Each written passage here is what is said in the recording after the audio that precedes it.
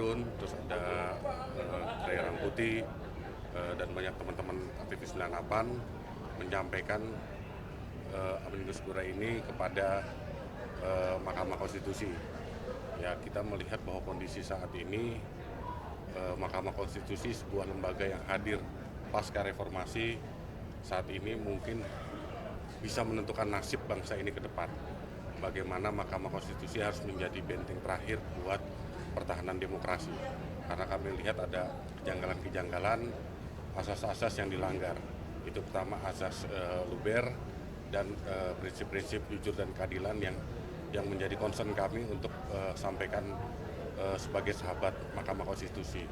Mungkin itu yang kami hadir di sini untuk sampaikan ini, walaupun memang ini di hari-hari terakhir keputusan MK tanggal 22. Semoga ini bisa juga mempengaruhi dan juga memberikan warna lain buat Mahkamah Konstitusi ke depannya. Mungkin itu dari saya, mungkin Saudara Fauzan menambahkan. Pasca reformasi belum pernah demokrasi kita mengalami kondisi yang mencemaskan seperti sekarang. Kondisinya benar-benar dalam mara bahaya. Kita nggak pernah menyangka ada satu presiden yang akhirnya bisa melakukan langkah seperti ini, dan ini sangat membahayakan situasi kondisi berbangsa dan bernegara kita. Oleh karena itu kita melihat peristiwa seperti ini, kita mencoba memperkuat barisan reformasi dan demokrasi dengan menyerahkan Amicus Curiae pada Mahkamah Konstitusi, dan kita berharap agar segala putusan nanti yang diputuskan oleh hakim dibuat berdasarkan keadilan dan melihat kondisi demokrasi yang saat ini perlu diselamatkan. Itu aja. Poin-poin apa Pak yang mungkin disampaikan dalam Ya, salah satu poinnya kita tidak melihat bahwa perselisihan Pilpres ini ada cuma angka-angka kualitatif tapi juga kuantitatif, ya, bahwa ada prinsip-prinsip yang dilanggar. Itu yang jadi poin pentingnya. Jadi bukan cuma angka selisihnya sekian persen, selisihnya sekian juta, tapi ada prinsip-prinsip yang tadi yang coba dilanggar pada pemilu ini, dan itu menjadi penekanan kami. Itu pertama. Kedua, kami juga ingin melihat bahwa Mahkamah Konstitusi harusnya bisa mengkabulkan apa yang dimohonkan dalam keputusan ini, asal ya kan tidak ada tekanan-tekanan buat Mahkamah Konstitusi. Kami melihat itu supaya Mahkamah Konstitusi bekerja dengan benar dan menjalankan sesuai dengan etika dan moralnya. Mungkin itu saja yang menjadi poin pentingnya. Gitu. ini berarti mengabulkan apa yang dimohonkan itu termasuk dengan pemungutan suara ulang atau gimana? Salah satunya iya, artinya ketika itu dikabulkan pasti kan akan muncul namanya pemilihan suara ulang, mengeliminir anasir-anasir yang menjadi kesalahan, misalnya pada pengangkatan wakil presiden misalnya gitu kan. Itu menjadi hal-hal poin yang menjadi pokok yang kami sampaikan ke Mahkamah Konstitusi. Sumber masalahnya putusan MK nomor 90 Ya, kan? itu jadi. Oke, itu saja dari kami.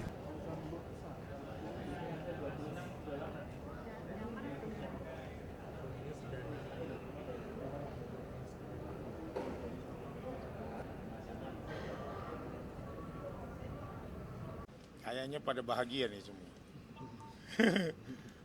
Lama saya nggak muncul di pers ya, 5 tahun ya. Jadi gini, ini membuat ketertarikan saya pada hari ini bersama teman-teman dari Asosiasi Petani Plasma Kelapa Sawit, terus dari Serikat Pekerja BUMN, yang kebetulan saya masih jadi pimpinannya di situ. Tertarik untuk mengajukan Amicus Curiae, sahabat hakim, sahabat pengadilan, terutama kepada hakim-hakim yang paling agung di Mahkamah Konstitusi ini, terkait dengan sengketa Pilpres yang sedang disidangkan. Bahwasanya kami ini memberikan masukan kepada para 8 hakim yang agung ya, 8 kan hakimnya ya, nggak ada pamannya Gibran kan, ya, nggak ada pamannya Gibran. Nanti kalau diputus menang dibilang curang lagi, ada paman kan, ya. Dengan ini menyampaikan masukan secara dari sisi rohani moral dan etika dalam bernegara, dalam hal mengambil keputusan sengketa perkara Pilpres 2024 sebagai pertimbangan para hakim yang terhormat. Ya. Jadi saya bacakan aja ya, kepada para 8 hakim Mahkamah Konstitusi yang terhormat, saya Arief Poyono, Ketua Dewan Pembina Asosiasi Petani Kelapa Sawit dan Ketua Umum Federasi Serikat Pekerja BUMN Bersatu, karena masih ya belum dipecat nih dari ya. Dan Arifin Nur Cahyono ini adalah Sekretaris Jenderal dari Asosiasi Petani Plasma Kelapa Sawit dan juga Ketua Umum Komite Anti Korupsi Indonesia. Bertindak sebagai warga negara Indonesia, dan di sini juga ada Ketua Harian saya Federasi Serikat Pekerja BUMN Bersatu, yaitu Mas Dwi ya. Ingin menyampaikan kami bertindak secara organisasi, atas nama organisasi, juga atas nama warga negara, menyatakan sebagai sahabat hakim dari Mahkamah Konstitusi bahwa satu ya, kemenangan Prabowo Gibran dalam Pilpres 2024 adalah sah dan tidak ada kecurangan, karena kami adalah bagian-bagian dari yang mengkampanyekan Prabowo Gibran. Ya. Jadi bisa dibuktikan bahwa di areal perkebunan sawit antara Kalimantan, Sumatera, ya, Papua, Sulawesi, 70% up Prabowo Gibran menang. Tidak ada itu pembagian bansos, tidak ada itu intimidasi, ya, karena kami memulai dengan tenaga kami sendiri untuk memenangkan Prabowo Gibran. Begitu juga teman-teman Serikat Pekerja BUMN, di mana di Jawa kami melakukan program ya namanya Ekspedisi Jawa Memenangkan Prabowo Gibran. Masa kami pegawai BUMN nerima bansos, ketawa ya, gajinya aja gede, ya kan? Ya. Jadi dari mana? Dari mana? Kami tidak ada intimidasi, apalagi dari si Erick Thohir. Nggak ada Erick Thohir ikut-ikutan dalam Serikat Pekerja BUMN Bersatu. Ya. Karena terbukti Pilpres berjalan lancar tanpa ada protes dari masyarakat setelah atau saat Pilpres itu berjalan. Ya, kemenangan Prabowo Gibran ini sebenarnya ya, kalau dari metafisikanya sudah kehendak leluhur Nusantara. Ya, kita yang menginginkan agar Indonesia itu dipimpin oleh presiden yang jauh lebih baik dari Jokowi untuk menyelamatkan Indonesia ya dari kehancuran sosial, politik, dan ekonomi.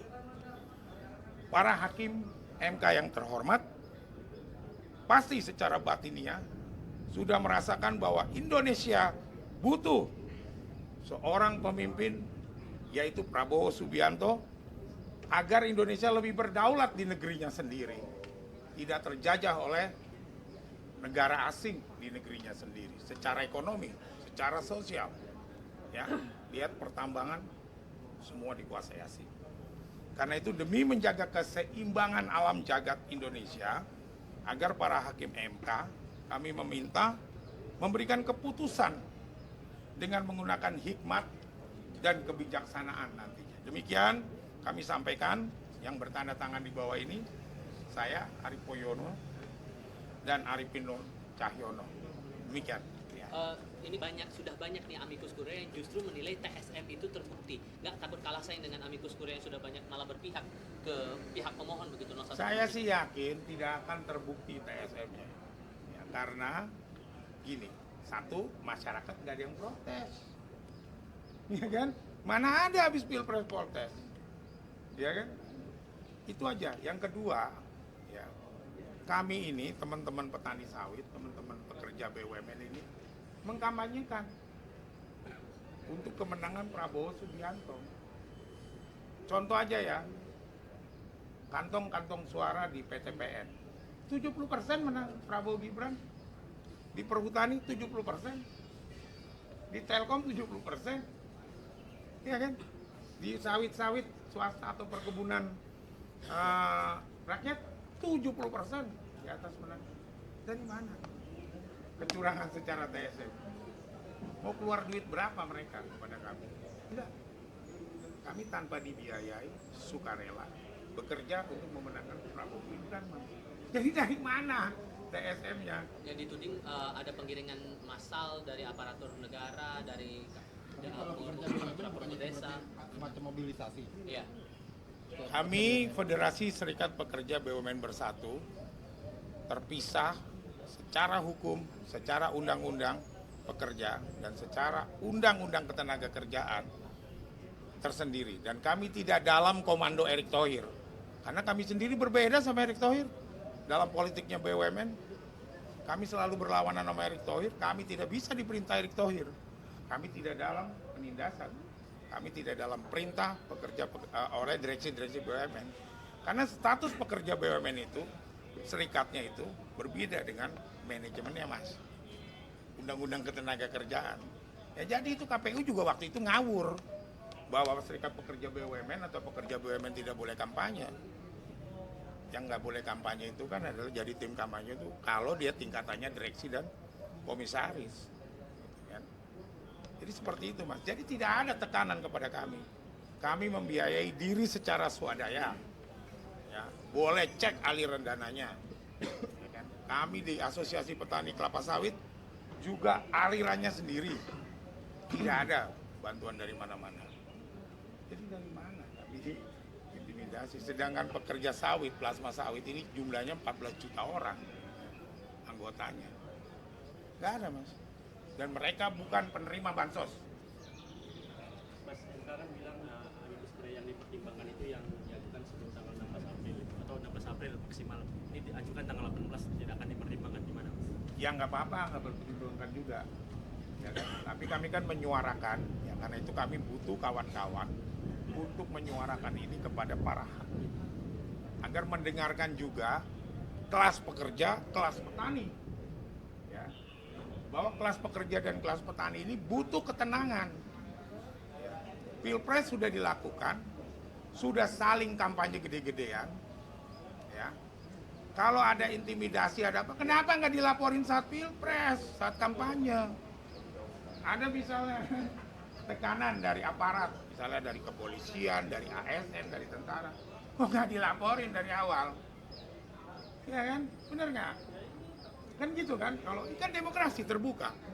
Laporkan saja, kalau nggak bisa dilaporkan masukin medsos, TikTok. Ini kecurangan dari mana? Tekanan dari para ASN atau polisi atau tentara, mana buktinya? Jadi tidak bisa ditolak. Karena Bisa itu ditolak permohonan itu. ya harus ditolak. Buktinya nggak ada. Kami sih tidak masuk dalam status masalah legal hukumnya, ya enggak ya. Kami hanya minta secara rohani, etika, moral bahwa hakim MK harus berpegang pada hikmat dan kebijaksanaan dalam memutuskan yang ini. Dan kami juga tidak ingin mengintervensi hakim untuk menolak atau untuk menerima. Tidak kan, kami tidak pernah bicara beda dengan amikus kurie lain kan. Ya kan?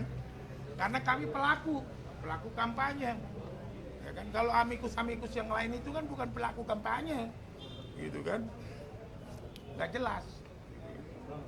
Ya. Sebagai pendukung Pak Prabowo dan Mas Gibran ya?